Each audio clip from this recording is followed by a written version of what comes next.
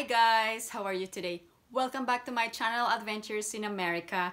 If you are new to my channel, my name is Jocelyn and I'm a dual citizen of the United States and the Philippines. Before we get started, please give this video a big thumbs up and please subscribe to my channel and hit that notification bell so you will be updated on my latest videos. If you recently traveled in the Philippines, please share your experience so we may be aware of what's going on in the Philippines. And send down your comments and I will get back to you as soon as I can. Let's get started.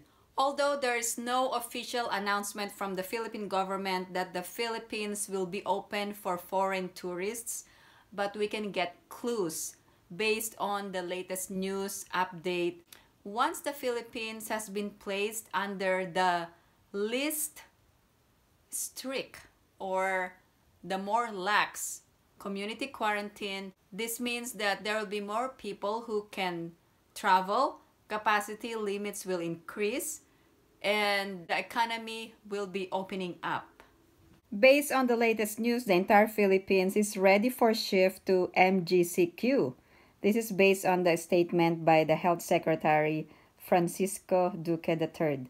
The Philippines is ready should it transition to the least stringent modified general community quarantine status. Duque said local government units now know how to prevent the spread of the coronavirus disease or COVID-19 after a year of handling the pandemic. I believe that the LGUs are ready, their health protocols, quarantine isolation guidelines, and infection prevention control protocols and their testing capacities, etc. for the transition to MGCQ. Duterte is not approving the MGCQ unless there is a vaccine rollout. President Rodrigo Duterte has stamped down the proposed shift of the entire Philippines to the most lenient quarantine status while there is still no vaccine rollout, his longtime aide said Monday. In a statement, presidential spokesperson Harry Roque said the Philippines would not be placed under MGCQ unless there is a rollout of vaccines. The chief executive recognizes the importance of reopening the economy and its impact on people's livelihoods. However, the president gives higher premium to public health and safety.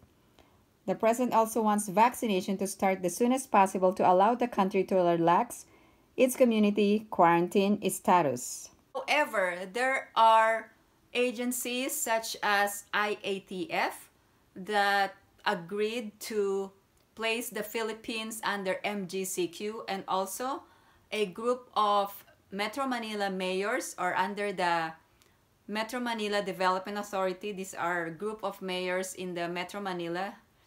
They agreed to place the Philippines under the MGCQ.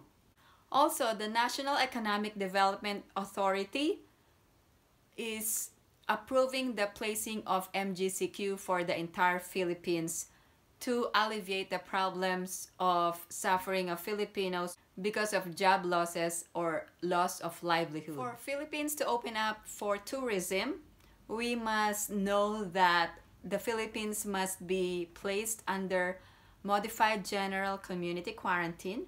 There must be a vaccine rollout, and also when MGCQ is placed, people can have freedom of movement and tourism will finally open up.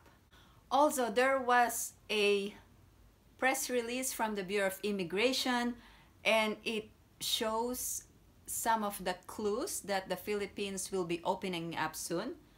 Let's go over these latest guidelines from the Bureau of Immigration. The Bureau of Immigration implements inventory of foreign nationals, expansion of scope of allowed aliens in country. The Bureau of Immigration announced that it will be implementing resolutions of the IATF on the inventory of foreign nationals. According to BI Commissioner Jaime Morente, following the IATF resolution, visa issuing agencies are mandated to provide the BI a list of foreign nationals to whom they issued visas. It's not just the BI that issues visas for foreign nationals. There are a lot of other government agencies that issue visas without the need for registration with the Bureau. Hence, in the past, it was difficult for the agency to come up with a full report on the number of foreign nationals in the Philippines. Move would allow the Bureau of Immigration to be the central repository of data on foreign nationals issued visas in the country. This is a major step for the Bureau as it has always been a challenge in monitoring aliens. While for the meantime the data is being transmitted to us manually, we hope that in the future we will be able to automate data sharing. Also in this press release, a travel pass is required for certain visa holders, and I will read the full text from the Bureau of Immigration. The Bureau of Immigration shared that the IATF also required all departing foreign nationals who were issued visas by the Department of Justice, the Board of Investments, the Philippine Retirement Authority, the Philippine Economic Zone Authority, and economic zones will be required to present a travel pass upon departure starting March 1. Foreign nationals issued visas by these agencies will need to present the travel pass to the immigration officer upon departure. Exempted are those holding an immigration exit clearance because they are leaving for good. Meanwhile, IATF Resolution Number 100 has removed the reckoning date of March 20, 2020 for aliens now allowed to enter the country. In effect, those with valid and existing 9G, 9F, SVEG, and SIRV visas shall be allowed entry without the need to present an entry exemption document. Also, there is a requirement of re-entry permit, and I'm going to show the full text from the Bureau of Immigration. The Bureau of Immigration, in a separate advisory, also reminded that foreigners with valid and existing visas who are now allowed to enter the country should possess and present unexpired re-entry permits upon their arrival, or they will be turned back at the airport. Philippine Immigration Act requires all foreigners registered with the Bureau and who were issued an alien certificate of registration to present valid re-entry permits or special return certificates when returning to the Philippines. Failure to present will be ground for exclusion, and the alien passenger shall be denied entry and boarded on the first available flight to his or her port of origin. So those who are immigrant and non-visa holders, they needed to secure the re-entry permits, and this is a new rule that was just implemented, and who knows, it might be changed again. If you don't have this re-entry permit, then just don't travel to the Philippines unless it is really an emergency or it is really essential.